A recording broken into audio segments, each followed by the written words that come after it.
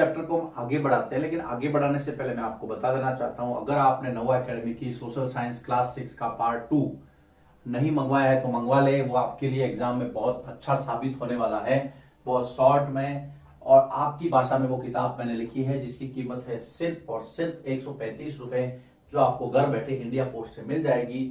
पुस्तक कैसे मंगवानी है, यहाँ पर दिए गए आप फोन नंबर पे आप मैसेज करके व्हाट्सएप पे टेलीग्राम पे पूछ सकते हैं, या फिर इस वीडियो के डिस्क्रिप्शन में एक गूगल फॉर्म का यदि लिंक दिया हुआ है तो उस पर क्लिक करके आप अपनी रिक्वेस्ट भेज सकते हैं। चलिए शुरू करते हैं। अब बात करते हैं भारत में विविधता। तो पहले हमने चर्चा की थी, भारत में हम बहुत सारे मामलों में एक दूसरे से अलग है। कुछ एग्जाम्पल ले लेते हैं भारत में विविधता, जैसे कि खान पान की विविधता। हमारा खान पान एक दूसरे से अलग है, हमारे त्योहार एक दूसरे से अलग है, क्योंकि हम अलग अलग धर्मों को मानते हैं। हमारा रहन सहन अलग है, हमारा पहनावा अलग है। कई एग्जाम में पूछ सकते हैं कि भारत में विविधता है, किन किन मामलों में हम एक दूसरे से अलग है। तो देखिए, खान पान, त्योहार, धर्म, रहन सहन, पहनावा, भाषा। हम अलग अलग प्रकार की भाषा बोलते हैं। कहते हैं भारत में 10 कोस पर बोली पलट जाती है, बोली बदल जाती है 10 कोस जैसे ही चलते हैं। तो ये हम अलग अलग हैं। अब विविधता, अगर वर्तमान के दौर में समझे विविधता को, तो छोटी सी चीज है। देखिए, प्राचीन काल में लोग यात्रा करते थे, तो किस लिए करते थे? खेती करने के लिए करते थे, एक जगह बसने के लिए करते थे, व्यापार के लिए करते थे, है ना, भोजन की तलाश में। छोटा सा टॉपिक दिया है, प्राचीन काल में यात्रा के कारण, पुराने जमाने में व्यक्ति यात्रा क्यों करते थे? तो आप कारण गिना सकते हैं, जैसे कि खेती के लिए, भोजन की तलाश में,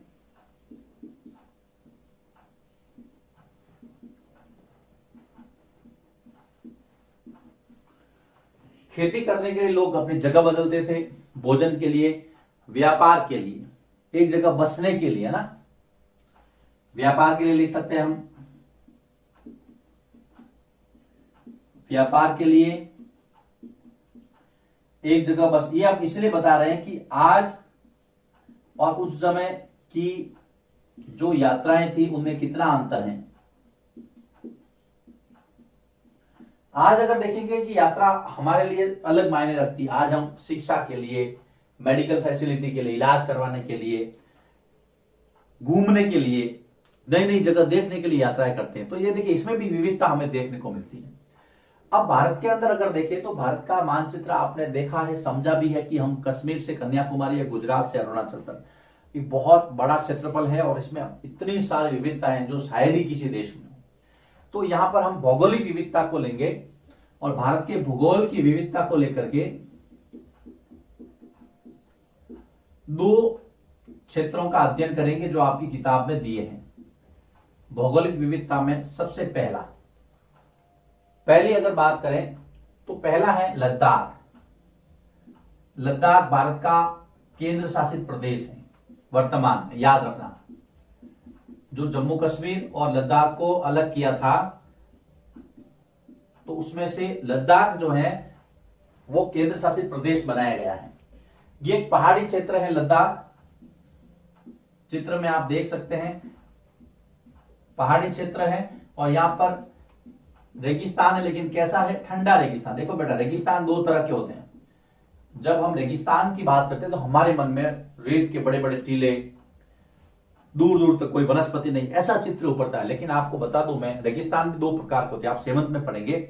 रेगिस्तान दो प्रकार के होते हैं, एक ठंडा रेगिस्तान, एक गर्म रेगिस्तान। लद्दाख जो है वो ठंडा रेगिस्तान। अब जब रेगिस्तान होगा तो वहां की विशेषता क्या है? देखो, रेगिस्तान की विशेषता होती है कि वहां पर कम वर्षा होती है, वहां पर वनस्पति, वर्षा कम होगी तो वनस्पति भी कम होगी। जब वनस्पति और वर्षा कम होगी तो कम लोग रहेंगे, तो विरल जनसंख्या, विरल मतलब कम, लोग भी कम रहेंगे। ये रेगिस्तान की विशेषता होती है। क्या है? वनस्पति कम होती है, वर्षा कम होती है, लोग कम होते हैं। जब ये चीजें होती तो खेती भी कम होगी। तो सब चीजें कम ही कम है। लद्दाख की अगर बात करें, हम बात कर रहे हैं भारत की भौगोलिक विविधताओं में सबसे पहले हमने लिया है लद्दाख, जो कि भारत के उत्तर में स्थित है। अगर मैं कच्चे चित्र में बताना चाहूं इस तरह से, तो ये वाला जो पोर्शन है ना, ये वाला है ना, अभी इसको इस ऐसे ले लिया है, ये वाला चित्र में आप ढंग से समझ सकते हैं इसको। वर्षा कम है, कम वनस्पति है, जनसंख्या कम है और कम ही खेती है। लद्दाख पहाड़ी क्षेत्र है और ठंडा रेगिस्तान है। अब हम थोड़ा आगे बढ़ते हैं। लद्दाख के अंदर एक बकरी पाई जाती है जिसका नाम है पश्मीना। जी, यहां के लोग क्या करते हैं, पश्मीना बकरी से ऊन प्राप्त करते हैं, याद रखना। और पश्मीना बकरी से ऊन बेच करके वो कश्मीर में देते हैं, तो कश्मीर में ये पश्मीना शॉल बनाई जाती है। कश्मीर के लोग पश्मीना शॉल बनाते हैं वो पश्मीना बकरी के ऊन से, जब को कि लद्दाख के अंदर लोगों के पास में पाई जाती है, वो उससे ऊन प्राप्त करते हैं, उससे उनका जो है पैसा कमाते हैं, रोजी रोटी चलती है। बहुत अच्छा फैक्ट है ये। कई बार प्रश्न पूछते हैं पश्मीना क्या है, भेड़ है कि बकरी है कि ऊंट है कि गाय है, तो आपको बकरी बताना है। पश्मीना बकरी का ऊन कश्मीर में देते हैं और कश्मीर में जो है वो पश्मीना शॉल बनाई जाती है। बहुत अच्छा मार्केट है कश्मीर के अंदर। अगर हम खान पान की बात करें कश्मीर के लोगों की, तो खान पान में ये दूध से बने हुए, खान पान में दूध से बनी वस्तुएं, चाहे वो मक्खन हो, चीज हो, दूध से बनी वस्तुएं भी खाते हैं और उसके साथ में ये लोग मांस भी खाते हैं। ये इनका खान पान है। दूध से बनी जितनी भी वस्तुएं, चाहे वो मक्खन हो सकता है, चीज हो सकता है, इस तरह से याद रखना। खान पान हो गया इनका, पश्मीना बकरी ऊन वाला व्यवसाय हो गया। उसके बाद में बहुत लंबे समय से यहां से जो व्यापारिक रास्ते हैं लद्दाख से, वो मध्य एशिया की तरफ, उत्तर की तरफ जाते थे और जो तिब्बत वाला क्षेत्र है वहां से इसका अच्छा संपर्क रहा है। तो अब हम थोड़ा व्यापार के बारे में देख रहे हैं ना, तो घाटियों के रास्ते, मैं यहां लिखूंगा, इसको यहां ले लेते हैं हम। घाटियों के रास्ते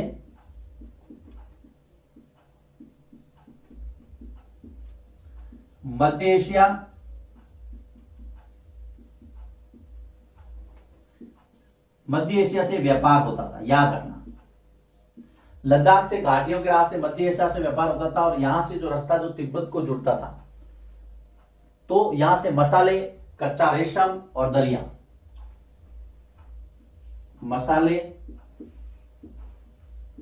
कच्चा रेशम तथा दरिया, ये मुख्य रूप से व्यापार यहां से दरिया बिछाने की होती है, गलीचे जैसे, इस तरह से। तो आपको ये ध्यान रखना है व्यापार। इसका जो मुख्य है ये तिब्बत से संपर्क था, तिब्बत के रास्ते, है ना।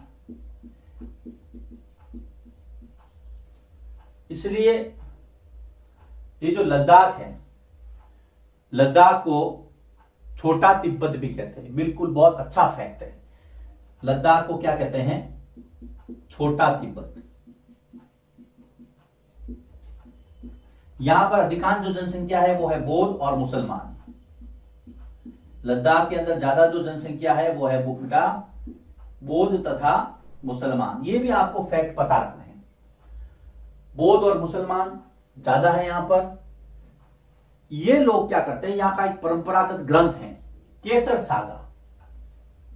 लद्दाख में केसर सागा, ये यहां का एक ग्रंथ है और उसके ऊपर, इस ग्रंथ में क्या है, गाने हैं और नाटक है। तो इसके ऊपर ये लोग नाटक खेलते हैं, यहां के मुसलमान और बौद्ध, याद रखना। तो ये लद्दाख के बारे में छोटी छोटी जानकारियां हैं जो आपको ध्यान में रखनी है। देखिए, आप कहोगे सर आपने थोड़ा बहुत मिसमैच कर दिया है, पता नहीं कहां कहां से घुसा दिया है। कोई बात नहीं, अभी देखिए ये तो आपको समझ में आ गया। मैं वापस इसको रिवीजन ले लेता हूं। देखो बेटा, हम लोग भारत में विविधता को लिए हैं, इतने मायनों में हम एग्जाम्पल दे सकते हैं, विविध है।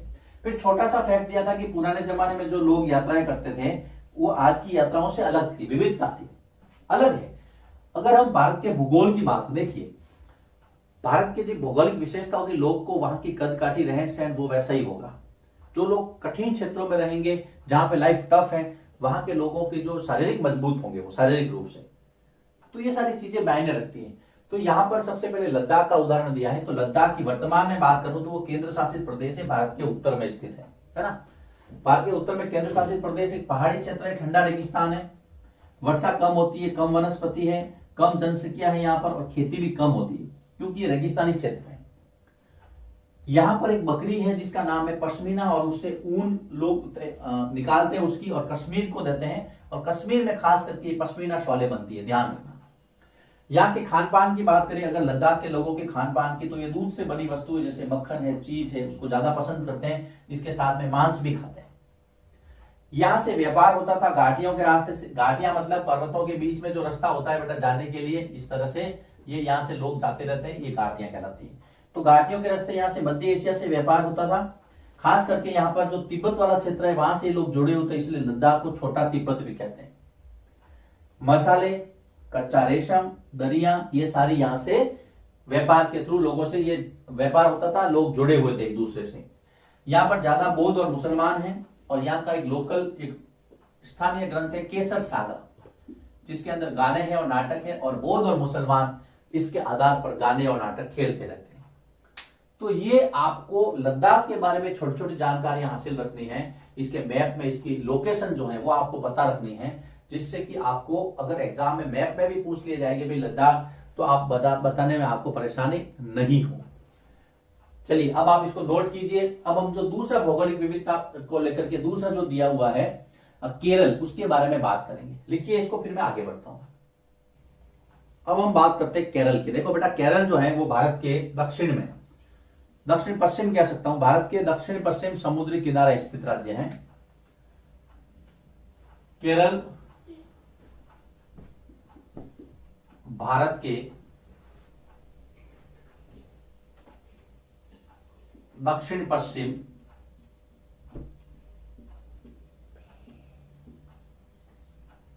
में स्थित तटीय राज्य, क्योंकि जो इसकी सीमा है वो अरब सागर से लगती है, याद रखना। अरब सागर का तटवर्ती राज्य है यह शुरू से ही प्राचीन काल से ही व्यापार के लिए बहुत प्रसिद्ध रहा। यहां से मसाले, काली मिर्च, लौंग, इलायची, ये सब विदेशों को भेजी जाती थी। तो देखिए, मसाले, लौंग, इलायची, काली मिर्च,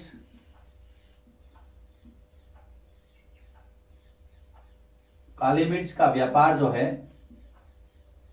काली मिर्च का व्यापार अन्य देशों से होता था।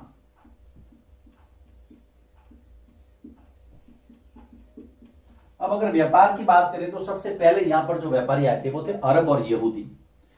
सबसे पहले यहां पर जो व्यापार करते थे, देखिए क्रम से हम बात करेंगे। सबसे पहले अरब और यहूदी व्यापारी यहां थे।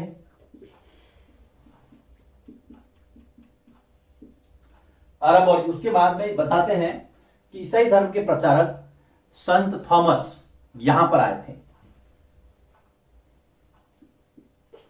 संत थॉमस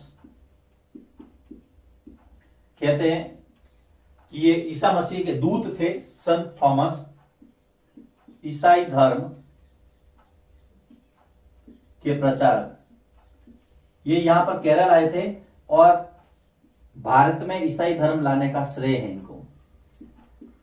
भारत में ईसाई धर्म लाने वाले लोग कहते हैं कि भारत में ईसाई धर्म जो है वो संत थॉमस लेके आए थे। इसके बाद हम थोड़ा आगे बढ़ते हैं तो एक व्यक्ति आया था मोरक्को से, इब्न बतूता, याद रखना। इब्न बतूता ये मोरक्को से आया था। मोरक्को अफ्रीका महाद्वीप का एक देश है। आप एटलस अगर आपके पास हो तो आप उसमें मोरक्को देख सकते हैं। मोरक्को एक अफ्रीकी देश है। वहां से जो व्यक्ति आया था उसका नाम था इब्न बतूता। इब्न बतूता ने अपने ग्रंथ रहला में, इसकी पुस्तक का नाम है रहला, आपकी किताब में नहीं दी है लेकिन मैं बता रहा हूं आपको, याद रखना। इब्न बतूता की बहुत प्रसिद्ध पुस्तक है रहला। इब्न बतूता में रहला में मुसलमानों के जीवन का वर्णन किया, तत्कालीन केरल के अंदर जो मुसलमान रहते थे वो मुसलमानों के जीवन का वर्णन किया है। किसने? इब्न बतूता ने। याद रखना, इब्न बतूता की पुस्तक रहला, वो अफ्रीकी देश मोरक्को से आया था और मुसलमानों के जीवन का वर्णन उसने केरल में जब वो आया तो किया। उसके बाद में एक बहुत चर्चित व्यक्ति जिसने यूरोप से भारत आने वाले समुद्री मार्ग की खोज की थी, आपने नाम भी सुना होगा, Vasco D gamma. Vasco D gamma ये पुर्तगाली नाविक था और पुर्तगाली निवासी था, नाविक था, पुर्तगाली निवासी। ये कालीकट केरल पर आया था, कालीकट के बंदरगाह पर उतरा था,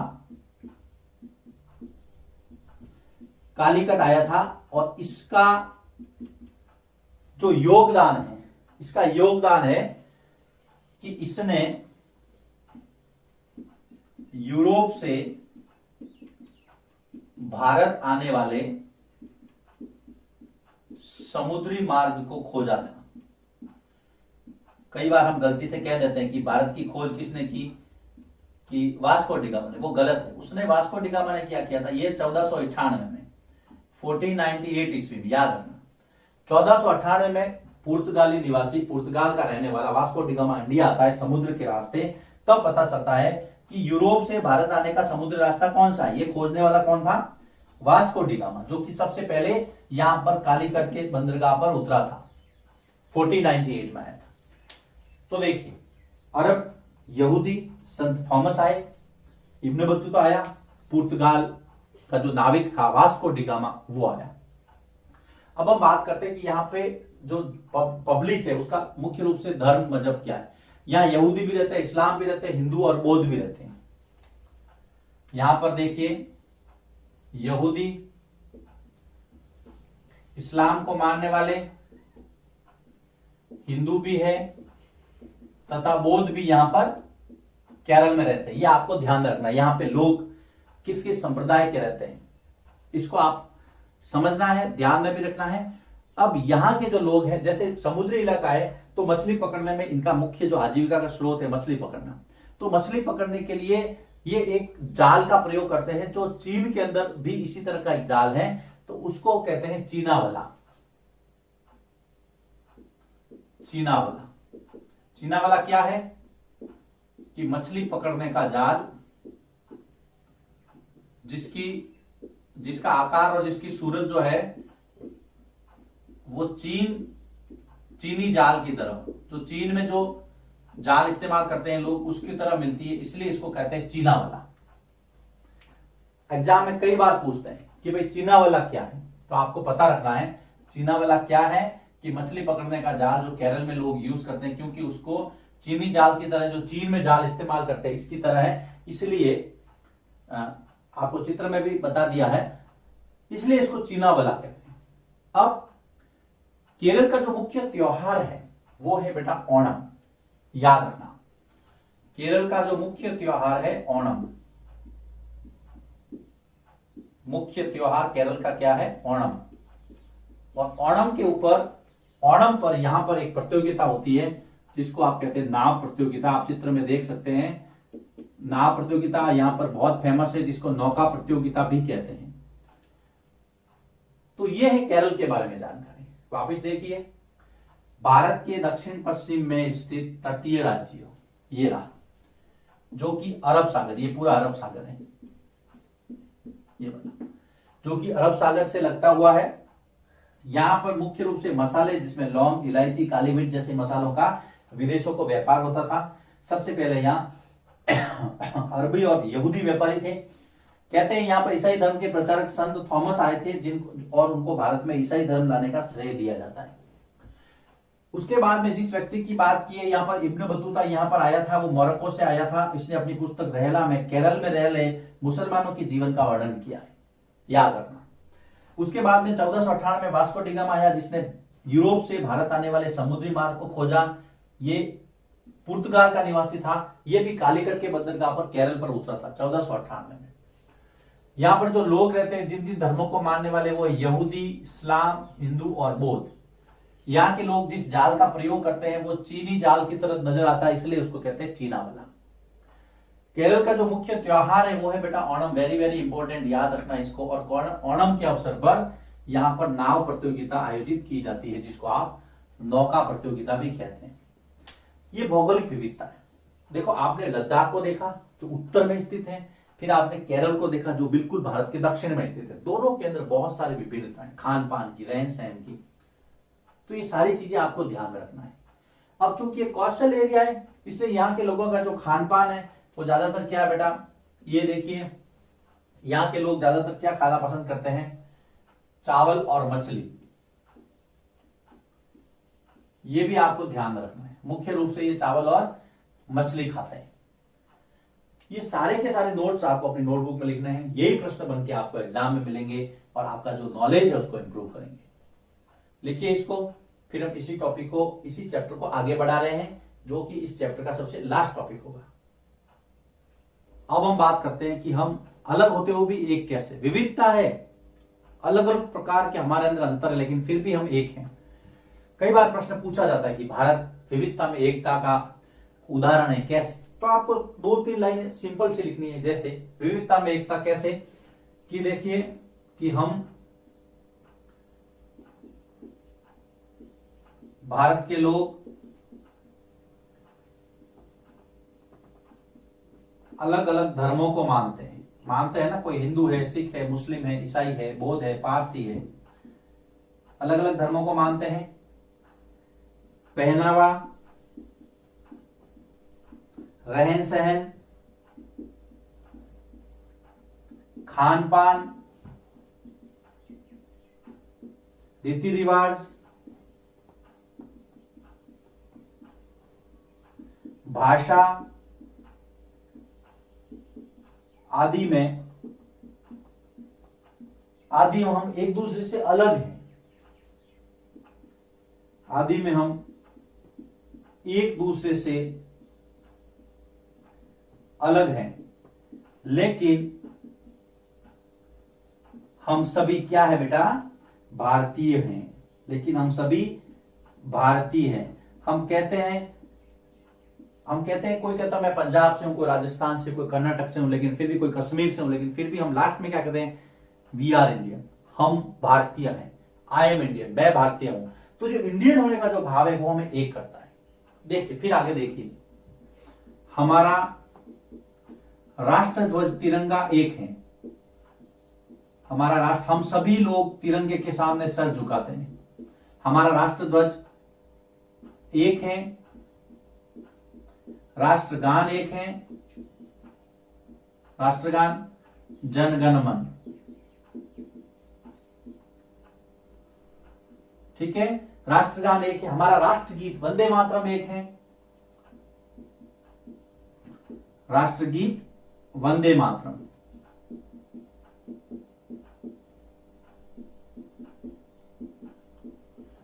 हम सभी लोग एक संविधान को मानते हैं। हम सभी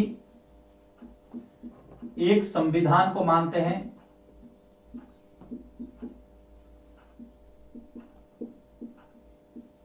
तथा एक दूसरे की स्वतंत्रता का आदर करते हैं। इसलिए हम कह सकते हैं कि भारत जो है वो विविधता में भी एकता है, या फिर हम अनेक होते हुए भी एक हैं। ये आपको 3 बिंदु लिखने हैं। अगर कोई पूछ ले कि भारत विविधता में एकता कैसे है, तो आपको पहला, फिर ये दूसरा और ये तीसरा, ये 3 बिंदु यहां पर आपको लिखने। अब देखिए इसके बाद में एक छोटा सा फैक्ट दिया हुआ है आपके यहाँ कि भारत का जब स्वतंत्रता संग्राम हो रहा था, तब एक जलियांवाला बाग, अमृतसर के अंदर एक जगह है जलियांवाला बाग, याद रखना, अमृतसर पंजाब, अमृतसर पंजाब के अंदर जगह है जलियांवाला बाग। उस बाग में 13 अप्रैल 1919 को, याद रखना, 13 अप्रैल 1919 को, उस समय सिखों का पवित्र त्योहार था बैसाखी। याद रखना आप, जैसे हिंदुओं के अंदर जो दिवाली का महत्व है, वही सिख धर्म के अंदर बैसाखी का महत्व है। तो बैसाखी के दिन 13 अप्रैल 1919 को जलियांवाला बाग, आपने कविता भी, गाना भी सुना होगा कि जलियांवाला बाग में देखो यहाँ खूब बरसी थी गोलियां, है ना, ये मत पूछो यहाँ किसने खेली खून की होलियां, मतलब अच्छा अच्छा गाना है। आओ बच्चों तुम्हें दिखाए जाके हिंदुस्तान की, वो वाला गाना। तो जलियांवाला बाग के अंदर 13 अप्रैल 1919 को जनरल डायर ने, अंग्रेज अधिकारी था जनरल डायर ने गोलियों से या गोलियां चलाने का आदेश दिया था। उसमें हजारों लोग मारे गए थे। तो ये भारत के लिए बहुत काला दिन था। हम स्वतंत्रता के लिए लड़ रहे थे और अंग्रेज जो हैं वो लगातार हमारे ऊपर अत्याचार कर रहे थे। 13 अप्रैल 1919 याद रखना, जलियांवाला बाग हत्याकांड, बैसाखी का दिन था, जनरल डायर ने गोली चलाने का आदेश दिया था। ये घटना हुई थी पंजाब के अंदर। फिर आपके सिलेबस पे एक इसी चैप्टर में गीत भी दिया है, उस गीत को भी आप टारगेट करेंगे। उस गीत के अंदर लिखा है कि भारत माँ के लिए खून दीजिए, भारत माँ को जरूरत है, हिंदू मुस्लिम सारे मिलकर के हम लड़े, हम अनेकता में एकता की मिसाल दे। कोई भी अंग्रेज अगर हमारे अंदर फूट डाले, लड़ाने की कोशिश करे, हमें लड़ना नहीं है। अब अगर बात करें हम यहां पर देखिए राष्ट्रगान की और राष्ट्रगीत की, तो दोनों में आपको अंतर महसूस करना है। देखो बेटा, जो राष्ट्रगान है वो है जन गण मन, जो कि लिखा था रविंद्रनाथ टैगोर ने। याद रखना आप,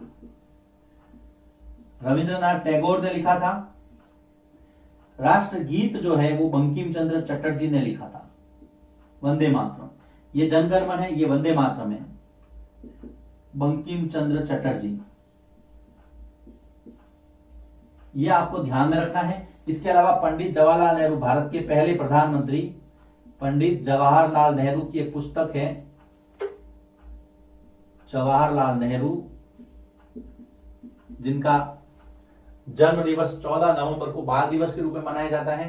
पंडित नेहरू की पुस्तक का नाम है भारत की खोज, द डिस्कवरी ऑफ इंडिया। इस भारत की खोज में इन्होंने भारत में विविधता में एकता को परिलक्षित किया है। यह आप ध्यान में रखेंगे। राष्ट्रगान किसने लिखा, राष्ट्रगीत किसने लिखा, भारत की खोज किसने लिखी। ये जो गीत उसके अंदर एक भारतीय जन नाट्य संघ के द्वारा, इप्टा के द्वारा जो गीत दिया हुआ सिलेबस में, जो चित्र के द्वारा प्रदर्शित भी हुआ, उसको भी आपको ध्यान में रखना है। तो ये छोटी छोटी चीजें हैं जो आपको पता रखनी है। ये है इस चैप्टर का समापन। अब हम कुछ प्रश्न देखते हैं। इस चैप्टर के अंदर जो प्रश्न दिए हैं तो वो उसका आंसर आप दे सकते हैं कि नहीं दे सकते। इस वीडियो को, हमारे जो जितने भी दोनों वीडियो, इस चैप्टर के 2 वीडियो बनाए हमने, 2 वीडियो में कुछ चित्र भी आपको बताए मैंने। ये देखिए, ये आपकी किताब है, इसका जो प्रश्न देख रहा हूं मैं, अपने इलाके में मनाए जाने वाले त्योहारों की सूची बनाइए। आप बना सकते हैं, हिंदू कौन से, जैसे होली, दीपावली, है ना, रक्षाबंधन, ये सब बनाते हैं। तो मुसलमानों के अंदर, इस्लाम के अंदर ईद है, मिलाद उन नबी है, ये रमजान का महीना है, ये सारी चीजें हैं। जो क्रिश्चियन है, जिसको आप ईसाई कहते हैं, वो क्रिसमस का त्योहार मनाते हैं।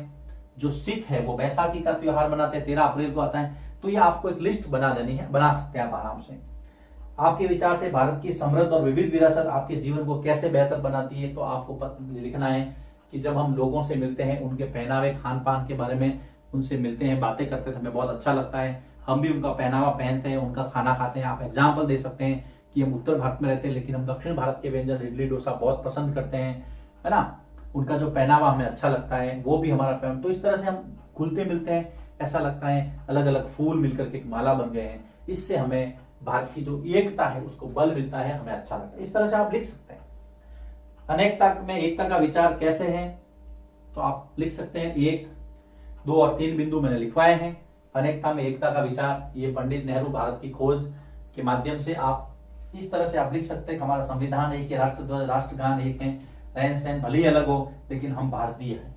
तो इस तरह से आप इसको कर सकते हैं। लद्दाख और केरल की तरह जलियांवाला बाग हत्याकांड दिया हुआ है। तो छोटे छोटे प्रश्न हैं, आप कर सकते हैं। नोट्स इसके बहुत बेहतरीन बनेंगे। अगर आप सारे दोनों वीडियो देखेंगे इस चैप्टर के, तो आपको बहुत अच्छा लगेगा और आप अच्छे नोट्स बना पाएंगे और आंसर दे पाएंगे। चलिए अब इसको हम यही फिनिश करते हैं। अगर आपने 6 की किताब का ऑर्डर नहीं दिया है तो आज ही अपनी कॉपी बुक करवा ले और मुझे बता दे कि आपको किस एड्रेस पर किताब चाहिए। मैं जल्दी भेज दूंगा, क्योंकि ये बुक आपके बहुत काम आने वाली है। जब आप 7th में आ जाएंगे तो 7th में भी आपको नवा अकेडमी की किताब अवेलेबल करवाई जाएगी। आशा करता हूं आपको ये चैप्टर अच्छा लगा होगा। मिलेंगे आपसे नए चैप्टर में।